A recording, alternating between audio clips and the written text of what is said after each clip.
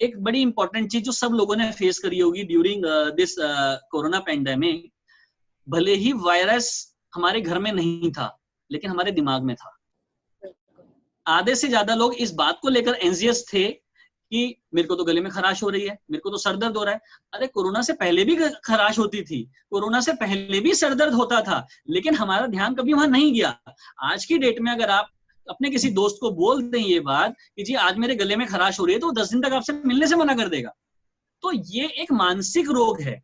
Corona जो है वो है, एग्जिस्ट है, एग्जिस्ट कर रहा है, लेकिन उसका पता चलता है जब आप टेस्ट कराते हैं। लेकिन जब तक आप टेस्ट नहीं करा रहे हैं तब तक वो आपके मन में है, किसी को हो या ना हो। लेकिन इस वक्त 100% दुनिया के लोगों के मन में कोरोना है। तो इसका मतलब कोरोना ने दुनिया को सबसे बड़ी मेंटल इलनेस दी है। फिजिकल इलनेस जो दी है वो तो दी है, लेकिन मेंटल इलनेस और ज्यादा बड़ी दी है। अब आती है बात फियर, फियर में फियर। अब जब बात आती है कि इस बात की कि प्रिविलेज क्लास और अंडर प्रिविलेज क्लास, तो प्रिविलेज क्लास के जो लोग हैं वो प्रिकॉशन ले लेते हैं।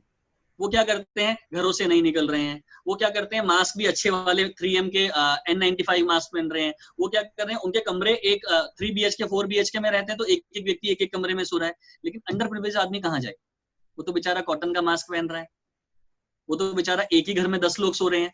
और वो लोग सोचिए, डॉक्टर सशा मेरे साथ गए थे वहां कैंप में, जहां पर एक कम्युनिटी को टॉयलेट था 500 लोगों के ऊपर।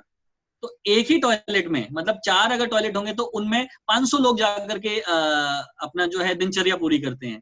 तो ऐसी जगहों पर कौन उनको कोरोना से बचाएगा, तो उनका मेंटल इलनेस कहाँ जाएगी। हाँ, पानी के टैंकर्स पे हमने बात की कि आज जिन झुग्गियों में पानी की पाइपलाइन नहीं है, वहां पर एक भी अगर टैंकर पानी का जाता है तो कैसे भीड़ उस पर टूटती है, झगड़े होते हैं। एक ही टैंकर में 20-20 पाइप डाल दिए जाते हैं, वहां कैसे आप सोशल डिस्टेंसिंग मेंटेन करोगे।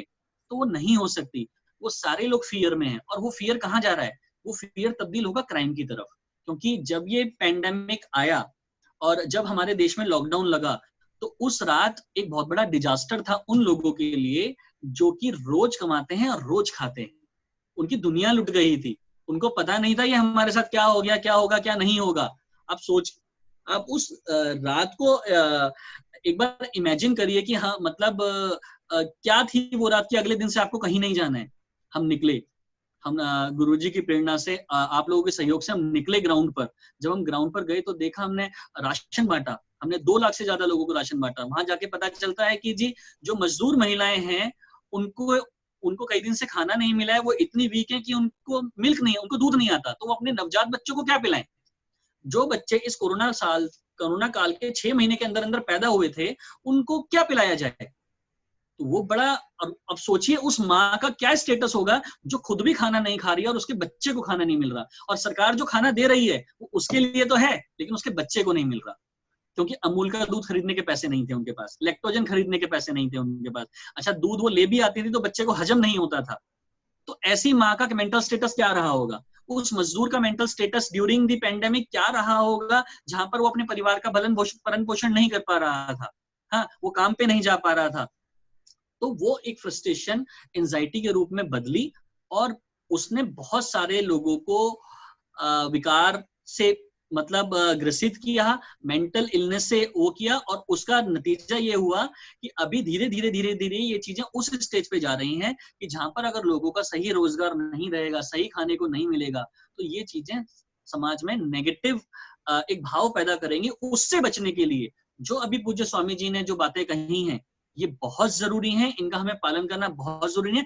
अदरवाइज अगर हम समाज को बचाना चाहते हैं इस तरह की कुरीतियों से, तो मानसिक चिकित्सा और मनोचिकित्सा के ऊपर ध्यान देना बहुत जरूरी है। आज दिल्ली पुलिस ने बहुत अच्छा इनिशिएटिव लिया कि वो जा जाके काउंसलिंग कर रहे हैं लोगों की, क्योंकि काउंसलिंग बहुत जरूरी है। पुलिस वालों की काउंसलिंग बहुत जरूरी है, बेचारे 72-72 घंटे से ड्यूटियां कर रहे हैं। उनके साथ लोग जाकर के स्टाफ चलाते हैं, नहीं हमारे पास तो पास है, उनसे झगड़ते हैं। वो लोग क्या करें, कोई उनके बारे में नहीं सोचता। तो सोसाइटी एक नेगेटिव दौर की तरफ जा रही है। उससे बचाने के लिए लोगों के दिमाग को स्टेबल रखना, उनको मानसिक चिकित्सा देना, उनको मनोरोग से दूर रखना बहुत ज्यादा जरूरी रहेगा।